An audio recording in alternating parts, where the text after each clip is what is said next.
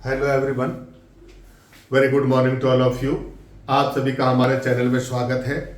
आज जिस विषय पे हम बात करने वाले हैं, आज का टॉपिक बहुत ही मज़ेदार और इम्पोर्टेंट है। बहुत सारे अलग अलग कक्षाओं में अलग अलग रूप में इसको पढ़ने को मिलता है, तो ये बहुत महत्वपूर्ण टॉपिक है। आज का जो हमारा टॉपिक है वो है वैश्वीकरण। वैश्वीकरण, इसी को अंग्रेजी में कहते हैं ग्लोबलाइजेशन।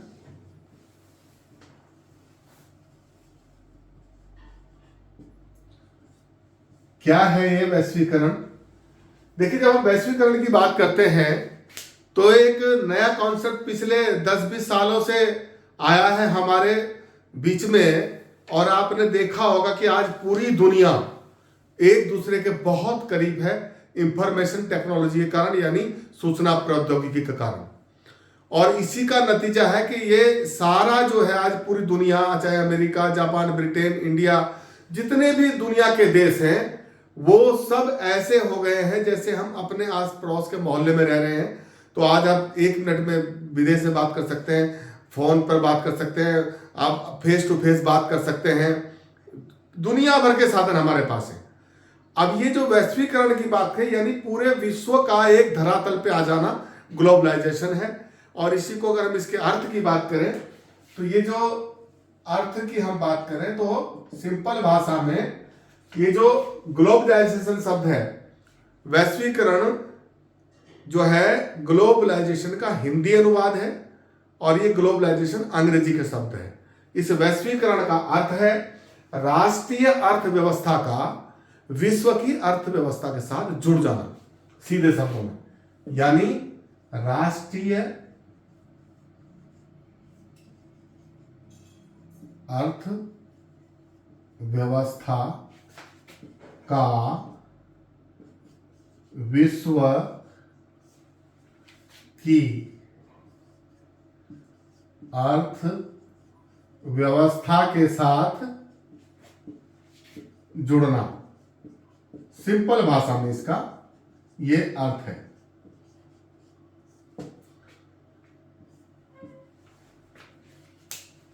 यदि हम ये देखें कि ये अर्थव्यवस्था की जो हम बात कर रहे हैं, यहां पर राष्ट्रीय अर्थव्यवस्था की हम बात कर रहे हैं। एक देश जब अपने आर्थिक सरोकारों को लेकर, अपनी आर्थिक जरूरतों को लेकर के विश्व के मार्केट में अपनी संभावनाएं तलाश करता है, या अपने माल को बेचने के लिए, या जो सामान उसको चाहिए वो उसके लिए अंतरराष्ट्रीय बाजार में देखता है कि मुझे किस देश से कौन सी चीज मिलेगी, तो यही एक वैश्वीकरण है। और इसी के लिए वो मार्ग तलाशता है, यानी राष्ट्र, किसी भी राष्ट्र की अर्थव्यवस्था जब विश्व की अर्थव्यवस्था से जुड़ती है तो ये वैश्वीकरण कहलाती है। सिंपल भाषा में इसको ही करें। अब इसमें दूसरी बात, इसमें होता क्या है? होता इसमें यह है कि किसी भी राष्ट्र के अंदर जितना भी वहां का उत्पादन है, कच्चा माल है, संसाधन है, औद्योगिक उत्पाद है, जो वहां की इंडस्ट्री में, फैक्ट्री में माल तैयार हो रहा है, तो अब किसी चीज को जब हम पैदा करते हैं, उत्पादन करते हैं किसी चीज का, तो उत्पादन करना तो आप मशीनों से संभव है, श्रम शक्ति के द्वारा या मानव शक्ति के द्वारा आप उत्पादन कर लेंगे, लेकिन उसकी खपत कहाँ है? आप उसको बेचेंगे कहाँ पर? ये जरूरत जो है, पहले स्थानीय बाजार में आपका माल खप नहीं रहा, तो आप कहाँ बेचेंगे? तो उसके लिए अंतरराष्ट्रीय बाजार में आप तलाशेंगे। तो अंतरराष्ट्रीय स्तर पर दुनिया भर के इस तरह के प्लेटफॉर्म आज हैं जहां आप ये तलाश सकते हैं कि कौन सी चीज हमें सस्ती कहां पर मिलेगी और कहां पर हमारे माल का हमें अच्छा दाम मिलेगा।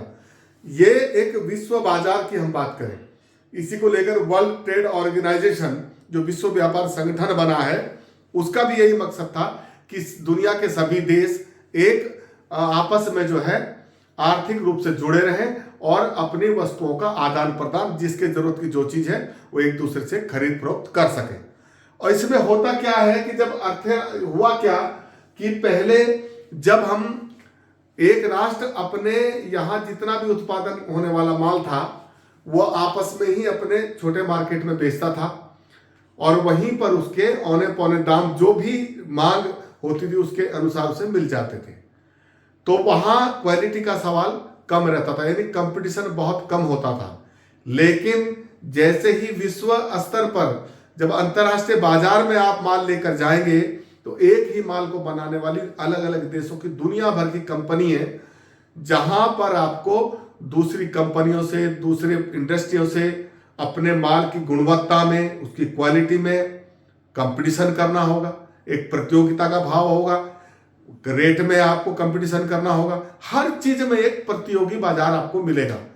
तो उससे क्या होगा कि जिसके पास टेक्नोलॉजी है, जो टेक्नोलॉजी में जो देश समर्थ है, जो अपने माल की अच्छी तरह जो है बखान कर सकता है, यानी कि एडवर्टाइजमेंट कर सकता है, प्रचार प्रसार कर सकता है और ज्यादा देशों तक पहुंच सकता है, उसका माल बहुत जल्दी बिक जाता है। और ऐसे देश जो विकासशील या अभी विकास कर रहे हैं, ऐसे देश जिनके पास अपना टेक्नोलॉजी अभी कमजोर है, सूचना प्रौद्योगिकी के मामले में जो अभी पीछे हैं, वो अपने माल को अच्छी तरह से बाजार में प्रोजेक्ट नहीं कर पाते, वहां पर प्रस्तुत नहीं कर पाते, जिस कारण उन्हें अच्छे दाम मिलने में दिक्कतें आती हैं। तो ऐसे देश इसमें पिछड़ जाते हैं। और जिनके हाथ मजबूत है, जिनके हाथ में टेक्नोलॉजी है, जो बहुत अच्छी तरह से मार्केटिंग के नियम जानते हैं, अच्छी तरह से माल को बेचना जानते हैं और कंपटीशन के मामले में जो अच्छी क्वालिटी देकर के बाजार में जाते हैं, उनको अच्छा मूल्य मिल जाता है। इस प्रकार ये जो वैश्वीकरण का मामला है पूरी तरह से आर्थिक मामला है। इसमें एक देश अपनी आर्थिक विकास के लिए वैश्विक मंच पे जाता है, वैश्विक बाजार में जाता है और आपस में एक दूसरे पर देश की जो है परस्पर निर्भरता बढ़ती है। यहीं पर ये एक सबसे बड़ी बात यह है, इस बाजार की एक सबसे बड़ी बात यह है कि इस बाजार से जुड़े रहने के लिए किसी भी राष्ट्र को एक तो सबसे पहले प्रतियोगिताओं से गुजरना पड़ेगा। जो भी उसका प्रोडक्ट होगा उसकी क्वालिटी बेहतर होनी चाहिए। नहीं तो आप एक मान लीजिए एक साबुन आप लेकर के जा रहे हैं विश्व के बाजार में, आपके देश में उसकी खपत नहीं है, आपके यहाँ प्रोडक्शन ज़्यादा हो रहा है और देश में कम हो रहा है, और खपत कम है और आपको अंतर्राष्ट्रीय बाजार में वो बेचना है। तो वहाँ अंतर्राष्ट्रीय बाजार में यदि आपने किसी साबुन की कीमत 10 रुपया रखी है तो 8 रुपये में उसी क्वालिटी का कोई दूसरा आदमी अगर बेच रहा है तो आपका 10 रुपये का साबुन कोई नहीं लेगा। 8 रुपये में जब वही क्वालिटी दूसरा देगा तो उसको खरीदा जाएगा। तो वहाँ आपको रेट से भी कंपटीशन करना है, क्वालिटी में भी आपको कंपटीशन करना है और कहाँ से उसकी मूल्य कम हो लागत मूल्य जो रॉ मटेरियल कच्चा कहाँ से मिलेगा आपको, ये सारी चीज़ें आपको ढूंढनी है कि किस देश से हमें किस वस्तु के निर्माण करने के लिए कच्चा माल सस्ते दाम पर मिलेगा, ताकि हम और कीमत कम कर सकें। और कीमत तभी होगी जब किसी भी चीज़ का रॉ मटेरियल जो कच्चा माल है वो सस्ते दामों पर मिलेगा। वो सारी चीज़ें तलाशने में जो देश कामयाब रहते हैं या जिनकी इंफॉर्मेशन टेक्नोलॉजी बहुत हाई है या जिनके स्रोत ढूंढने की जो कला है वो जिनके पास ज़्यादा है, वो उसमें आगे निकल जाते हैं। और जिनके पास ये साधन कम है या उनके पास योग्यताएं कम है या कंपटीशन में पिछड़ जाते हैं तो वो उससे पीछे रह जाते हैं। तो ये हुई वैश्वीकरण की बात। अब आते हैं हम अगला जो बिंदु है हमारा वो ये है कि वैश्वीकरण और भारत, यानी भारत में वैश्वीकरण का क्या प्रभाव पड़ा, यानी वैश्वीकरण कहां से आया भारत में।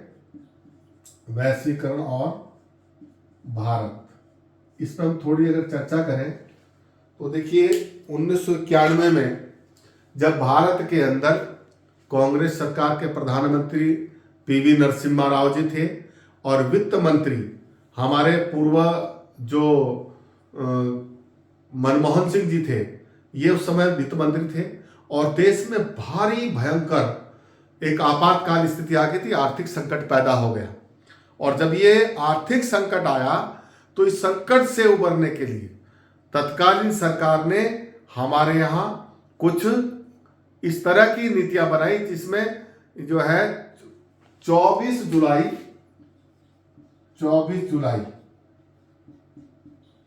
1991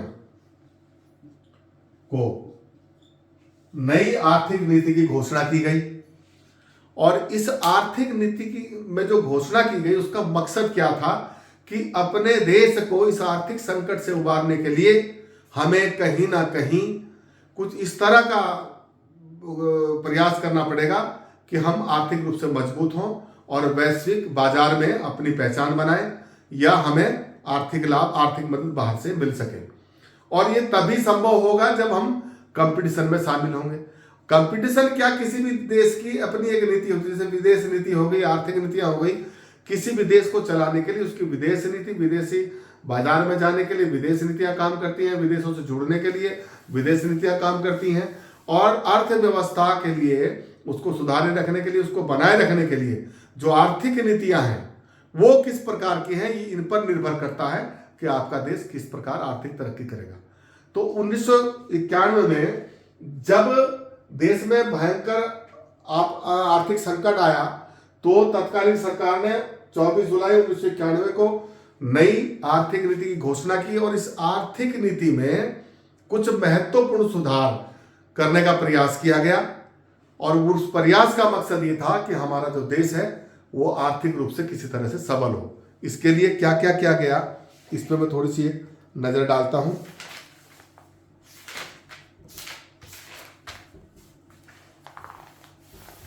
सबसे पहले इसमें जो बात आई कि देश की आर्थिकी का साधन क्या होता है, सबसे ज्यादा तो यह है कि देश के अंदर दुनिया भर की हमें उत्पादों की जरूरत पड़ती है। तो कोई भी उद्योग धंधे जो देश में किसी भी चीज की पूर्ति करते हैं तो वो उद्योग धंधे करते हैं। उद्योगों के द्वारा, इंडस्ट्रियों के द्वारा हमारे देश में उत्पादन होता है, और वही हमारे सरकार की भी आमदनी का उनसे टैक्स जाता है, उनसे आमदनी होती है, और वही जरूरतों की पूर्ति करने में जो हमारे भौतिक संसाधन है या भौतिक सामग्री है उसकी पूर्ति करने का प्रयास भी इंडस्ट्री के द्वारा किया जाता है। अब यहां पर सवाल ये होता है कि इंडस्ट्रियों को किस प्रकार के नियम आपने दे रखे हैं, इंडस्ट्री चलाने के लिए क्या नियम बनाए गए हैं, इंडस्ट्री तरक्की कर सके उसके लिए किस प्रकार के नियम बनाए गए हैं, इंडस्ट्री को खुले तौर पर काम करने की आजादी है कि नहीं है। तो ये सब रहता है किसी भी देश की उद्योग नीति में। और 1991 में जब ये आर्थिक संकट आया तो उस समय जो आर्थिक नीति की घोषणा की गई उसमें सबसे पहले उद्योग नीति में कुछ परिवर्तन किया गया, और उस उद्योग नीति में 5 बिंदु में खास तौर से परिवर्तन किया गया। ये 5 बिंदु कौन कौन से थे, मैं इस पर थोड़ी बात करूं। एक तो सबसे पहले बात भी ये कि औद्योगिकरण जो है उसके लाइसेंसीकरण की क्या प्रक्रिया हो।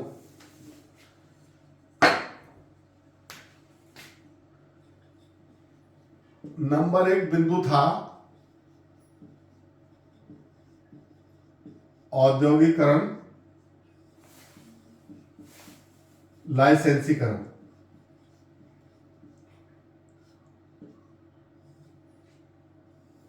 यानी लाइसेंसीकरण का मतलब यहां पर इंडस्ट्री चलाने के लिए जो गवर्नमेंट की अनुमति होती है, परमिशन होती है, वो एक प्रकार का लाइसेंस होता है। तो ये जो नीतियां थी उद्योग धंधों को चलाने के लिए, पहले इनमें कुछ कठोर नियम थे, और बाद में जब ये महसूस किया गया कि हमारे यहाँ उद्योग धंधों को बढ़ावा देने के लिए हमें औद्योगिकरण के जो लाइसेंस हैं इनकी प्रक्रिया को सरल करना पड़ेगा, ताकि जो उद्योग धंधा चलाना चाहते हैं, जो लोग पैसे वाले हैं और वो इंडस्ट्री लगाना चाहते हैं, वो आसानी से उनको लाइसेंस मिल सके। सबसे बड़ी बात ये हुई ताकि अधिक से अधिक उद्योग धंधे लग सके और उनको उद्योगों को बढ़ावा मिले। दूसरा था विदेशी विनियोग। विदेशी यहां पर जो है विदेशी विनियोग का मतलब होता है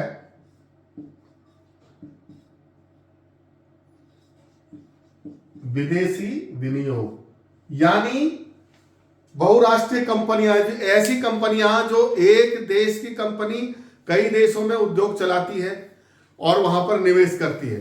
विदेशी विनिवेश का मतलब विदेशी कंपनी आकर अगर हमारे देश में कोई उद्योग धंधा लगाती है तो उनके लिए जो नीतियां बनाई गई हैं, किन शर्तों के आधार पर वो काम करेंगी, उनमें भी थोड़ा शिथिलीकरण किया जाए और उनको प्रोत्साहित किया जाए। इस प्रकार की नीतियां बनाने का काम किया गया, जिससे ये विदेशी विनियोग बढ़ेगा। यानी विदेशी विनियोग तभी बढ़ेगा जब हमारे देश में विदेशी कंपनियों को उद्योग धंधे लगाने के लिए कुछ सहायता या उन्हें किसी प्रकार की छूट या सहूलियत मिलेगी। यदि सरकार उनसे केवल टैक्स वसूलने का काम करेगी और उन्हें कोई सुविधा नहीं देगी, किसी प्रकार की कोई सहायता करने का प्रयास नहीं करेगी, तो वो क्यों निवेश करेंगे यहाँ पर। तो ये भी एक उसका पार्ट था जिसमें परिवर्तन किया गया। दूसरा था सार्वजनिक क्षेत्र संबंधी नीति। तीसरा जो है सार्वजनिक का मतलब यहां जो सभी क्षेत्रों में काम करने वाले लोग हैं, सार्वजनिक क्षेत्र संबंधी नीति, इसमें भी परिवर्तन किया गया, इसको सरल बनाया गया। और एक था विदेशी प्रौद्योगिकी संबंधी नीति, जो विदेशों की टेक्नोलॉजी है, विदेशी प्रौद्योगिकी,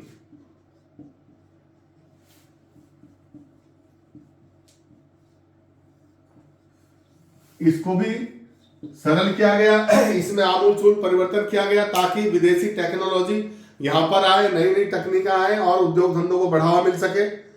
और एकाधिकार तथा प्रतिबंधात्मक व्यवहार अधिनियम में परिवर्तन किया गया। एक जो महत्वपूर्ण था एकाधिकार, एक तरफा अधिकार ना हो सरकारों के पास, कंपनियों के अधिकार भी सुरक्षित रहे, जो उद्योग धंधे लगाए उनकी भी सुरक्षा रहे, यानी उनके साथ सरकार के उनके बीच में तालमेल रहे, इस प्रकार के नियम बनाए गए।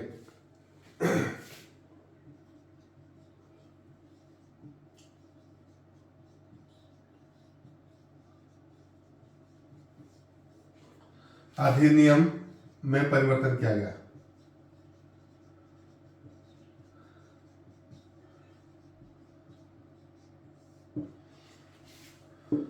इससे क्या हुआ कि हमारे देश में जितने भी ये परिवर्तन औद्योगिक नीति में किए गए, इससे उद्योग धंधों को बढ़ावा मिला, विदेशी कंपनियां यहां पर आने लगी निवेश करने के लिए, और जब बाहरी लोगों ने यहां पर निवेश करना शुरू किया तो हमारी आर्थिकी में बदलाव आना शुरू हुआ, और ये इस प्रकार हम अंतरराष्ट्रीय बाजार से जुड़ते गए, यानी वैश्विक बाजार में हमने अपनी जगह बनाई। और वैश्विक बाजार में जाने से क्या हुआ कि हमारे जो उत्पाद हैं वो निर्यात होने लगे, और बहुत सारे चीजें जो हमें जरूरत थी वो वहां से आयात होने लगी। ये बड़ी मात्रा में होने लगा। ये तब हुआ जब वैश्वीकरण की तरफ हम गए। दूसरी बात, इसमें इन पांचों में जो परिवर्तन हुए थे, ये सारा जो परिवर्तन किया गया, इस परिवर्तन करने के पीछे जो मूल बिंदु थे उन पर मैं थोड़ी सी बात करना चाहूंगा। किन उद्देश्यों को लेकर यह किया गया था कि कैसे हमारा काम बढ़ेगा। इनमें जो परिवर्तन किया गया उसमें 4 स्तंभ थे। आर्थिक नई जो हमारी नई नीति बनाई गई थी, आर्थिक नीति, उसमें 4 मेन बिंदु थे।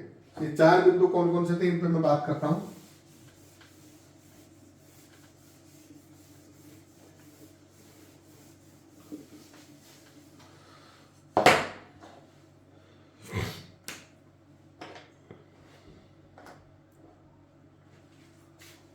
जो नई आर्थिक नीति बनाई गई थी,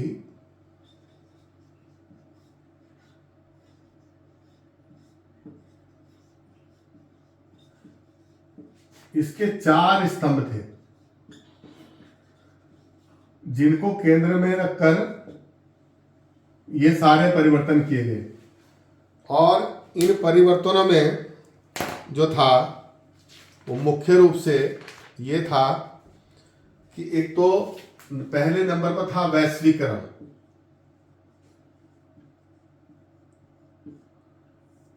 कि वैश्वीकरण हो, बाहर की कंपनियां यहां आए, और यहां की कंपनियां यदि बाहर जाकर अपना जो है रोजगार करना चाहती हैं, व्यापार करना चाहती हैं, तो उनके लिए भी रास्ते खुले।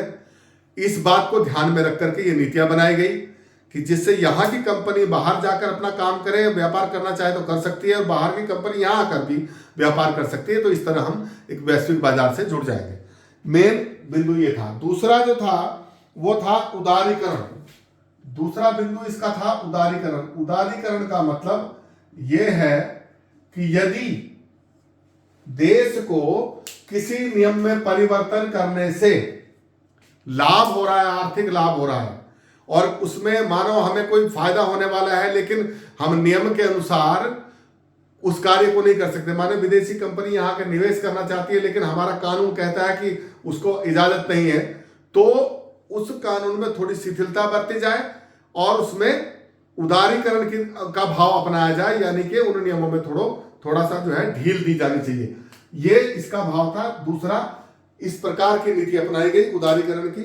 जिससे अपनी जो है अर्थव्यवस्था आगे बढ़े। तीसरा था निजीकरण। ये भी बहुत महत्वपूर्ण है। निजीकरण का मतलब यहां पर है किसी सरकारी संस्थान को लाभ की दृष्टि से, यहां पर महत्वपूर्ण बात है, लाभ की दृष्टि से या लाभ कमाने के लिए निजी हाथों में दे देना या निजी कंपनी को दे देना। मान लीजिए भारत में रेलवे विभाग जो है भारत सरकार चला रही है और वो घाटे में जा रहा है हर साल, तो सरकार को लगा कि अगर इसे सरकार चलाएगी तो घाटा हो रहा है, यदि कोई कंपनी इसको ले लेगी, प्राइवेट हाथों में प्राइवेट कर देंगे, इसको निजीकरण कर दिया जाएगा, तो उनसे हर साल का हम जो है मुनाफे के तौर पर उनसे 10-20 करोड़ 50 करोड़ 100 करोड़ जितना भी है वो हमें देगी, तो हमें घाटा नहीं होगा, बाकी वो अपने मुनाफा कमाए। तो ये एक निजीकरण का भी कॉन्सेप्ट आया कि निजी हाथों में ऐसे सरकारी संस्थान जिनसे घाटा हो रहा है उनको लाभ कमाने की दृष्टि से निजी हाथों में दे दिया जाए। ये भी इसमें एक कॉन्सेप्ट था, इस प्रकार की नीति अपनाई गई। और दूसरा था बाजारीकरण, महत्वपूर्ण। ये बाजारीकरण का मतलब है किसी चीज के जरिए, जैसे कोई सांस्कृतिक या भौतिक तत्व है, इस प्रकार के कोई स्थान है जो धार्मिक या सांस्कृतिक हैं, उनको पर्यटन बना करके उनको जो है बाजार का स्वरूप दे देना, जिससे वहां आमदनी होने लगे। जैसे मान लीजिए हमारे धार्मिक स्थल हैं, पर्यटन भी होगा, लोग आएंगे जाएंगे, तो उससे हमारी जो है इनकम बढ़ेगी, आर्थिक संसाधन भी बढ़ेंगे, रोजगार भी बढ़ेगा और सरकार को आमदनी भी होगी। बाजारी करने का मतलब किसी जो है बाजार बना देना, यानी धन की जो है वहां से आवक शुरू हो जाती है। मान लीजिए किसी पर्यटन स्थल बहुत सुंदर जगह है कोई, उसको सरकार पर्यटन के रूप में विकसित कर देती है और वहां पर घूमने का टैक्स लगा देती है, तो सरकार को उससे आमदनी होगी, उसका बाजारीकरण करना। इस तरह की भी नीतियां बनाएगी कि जहां जहां इस तरह के हम कर सकते हैं बाजारीकरण, उन चीजों का बाजारीकरण किया जाए। तो ये नई आर्थिक नीति के 4 स्तंभ थे, जिसके कारण और इससे जो है भारत जो है पूरे विश्व के साथ आज कंपटीशन कर रहा है, ये इसी के कारण है। अब अगर हम बात करें इसके प्रकृति की, कि वैश्वीकरण की प्रकृति क्या है, तो इस पर थोड़ी सी हम नजर डाल लेते हैं। आप इसका स्क्रीनशॉट लेना चाहें तो ले लीजिए।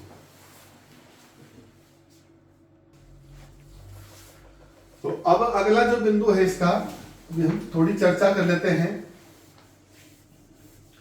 वैश्वीकरण की प्रकृति, जैसे प्रत्येक मनुष्य का स्वभाव होता है, उसी प्रकार इस वैश्वीकरण की भी अपनी प्रकृति होती है। इस पर थोड़ी सी नजर डालते हैं।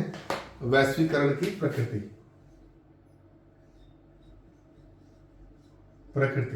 इसको पूरा मैं यहीं पे लिखता हूं, जिसको हम नेचर बोलते हैं।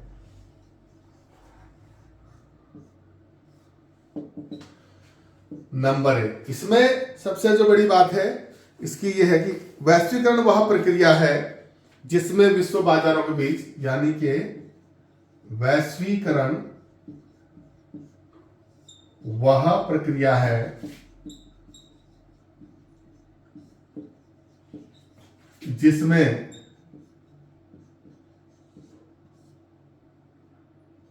विश्व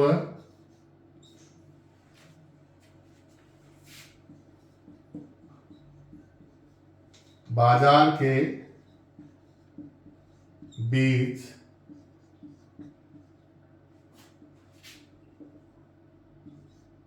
परस्पर निर्भरता बढ़ती है।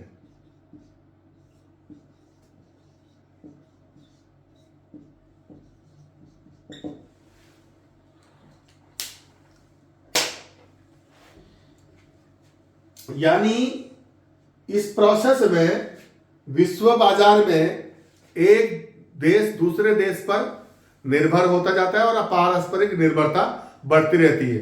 किसी को चावल चाहिए तो मेरे पास चावल है, आप चावल मेरे से ले लो, और आपके पास कपास तो आप कपास मुझे दे दीजिए। इस प्रकार आपस में पूरे विश्व में एक देश दूसरे देश पर परस्पर निर्भर होता जाता है। इसका एक सबसे बड़ा तो एक नेचर ये है। दूसरी बात, वैश्वीकरण में देश का व्यापार, यानी वैश्वीकरण के अंदर देश का व्यापार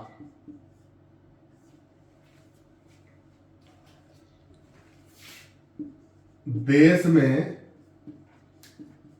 सीमित न रहकर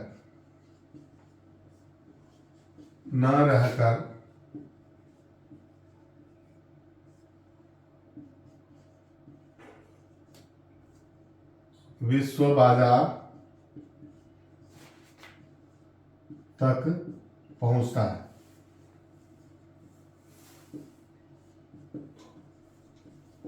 किसी भी राष्ट्र का जो व्यापार है देश का, वो उस देश में सीमित न रहता है बल्कि विदेशों तक भी पहुंच जाता है, कोई भी उत्पाद किसी का।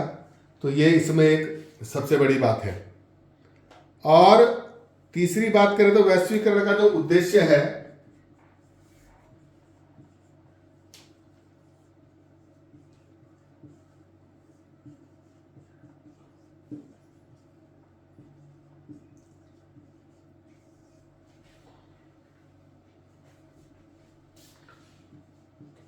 सभी देशों के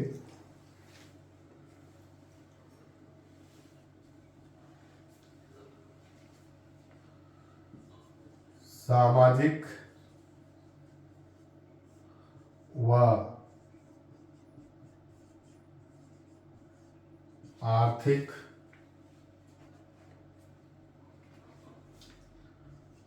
जीवन में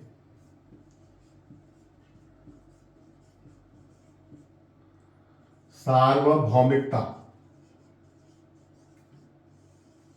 यानी एक रूपता, जीवन में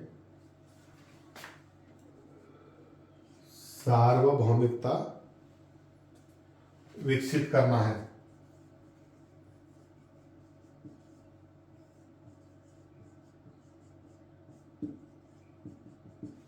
ये बात हुई।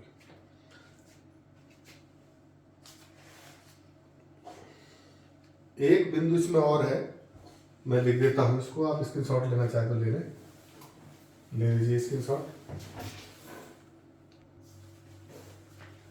चौथा इसका बिंदु है नंबर 4,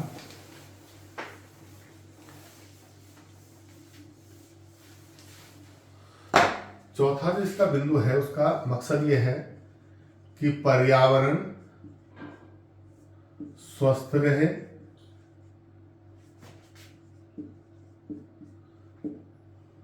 महिला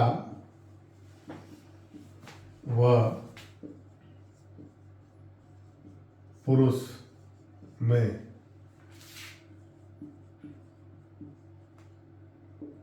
समानता रहे। ये भी इसका एक नेचर है,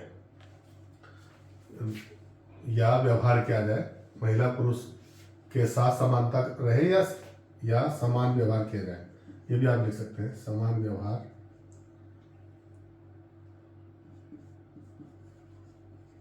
किया जाए। ये तो थी बात नेचर की। अब दूसरा सवाल है कि वैश्वीकरण क्यों होता है, क्या जरूरत है इसकी, क्या आवश्यकता है इसकी, यानी कारण की अगर हम बात करें, क्या कारण है जिस कारण आज वैश्वीकरण हो रहा है, इसको लेकर के जब हम कारणों की बात करेंगे तो इसके कारण भी हम कुछ जान लेते हैं। कारण यानी कि वैश्वीकरण के कारण, इन पे थोड़ी नजर डाल लेते हैं। नंबर 1, सबसे बड़ी बात है कि वैश्वीकरण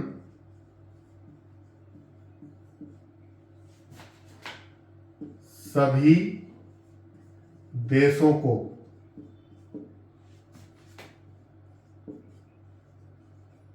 विश्व की अर्थव्यवस्था से जोड़ता है। सबसे बड़ा कारण तो इसका ये है, व्यवस्था से जोड़ता है।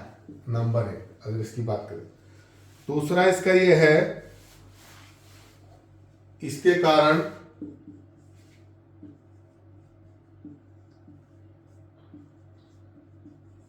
पूंजी या उत्पाद, श्रम शक्ति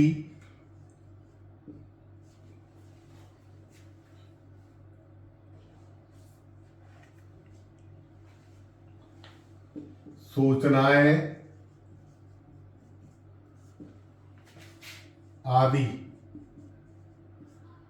स्वतंत्र रूप से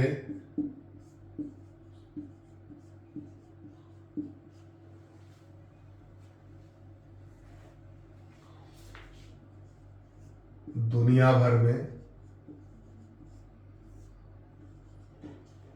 पहुंचता है। ये भी इसका एक कारण है, इसको बढ़ावा मिलता है।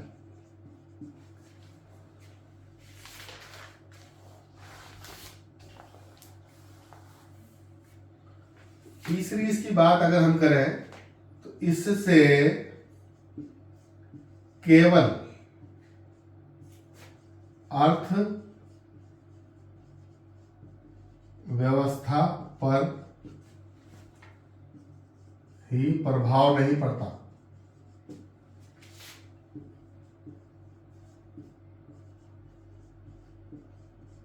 बल्कि राजनैतिक,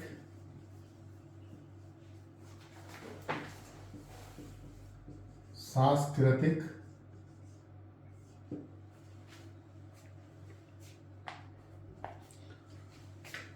सामाजिक और पर्यावरणीय प्रभाव भी पड़ता है।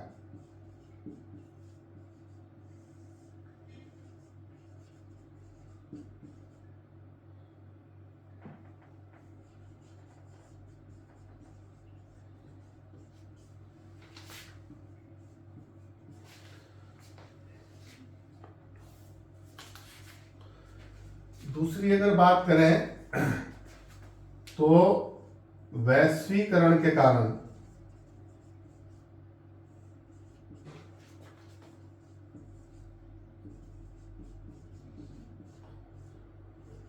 देशों की आर्थिक वृद्धि भी होती है।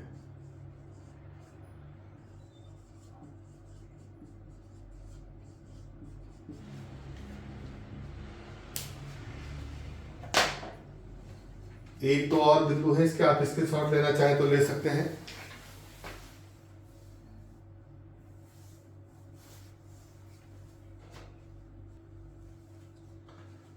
अगला जो बिंदु है इसका पांचवा, एक दो और में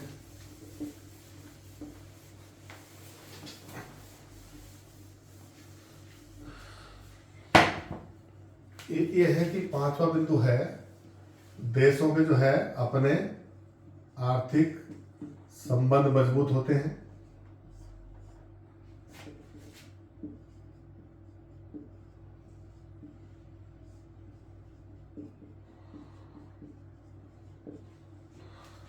और आखिरी बिंदु है विभिन्न क्षेत्रों में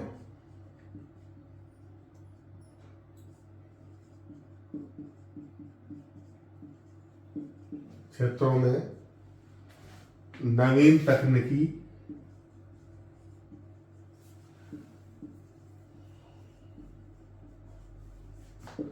और विज्ञान का विकास होता है। तो ये कुछ बातें थी जो मैंने वैश्वीकरण को लेकर के आपको बताई हैं। ये इसके सरसरी तौर पर मैं समझता हूँ ये समझ में आया होगा आपको। इसके दो तीन बिंदु और हैं कि इनके कारण शिक्षा का जो है, शिक्षा को कैसे प्रभावित किया वैश्वीकरण ने, शिक्षा पर क्या प्रभाव पड़ा। अगले वीडियो में मैं चर्चा करूंगा वैश्वीकरण के शिक्षा पर क्या प्रभाव पड़े, क्या इसके सकारात्मक पक्ष हैं और क्या इसके नकारात्मक पक्ष हैं। और ये वीडियो यदि आपको अच्छा लगे तो प्लीज़ मुझे जो है इसको शेयर कीजिए और लाइक ज़रूर कीजिए। और यदि आप पे कोई सुझाव है तो कमेंट बॉक्स में वो भी लिखिए। अगले वीडियो में मिलते हैं। थैंक यू, धन्यवाद।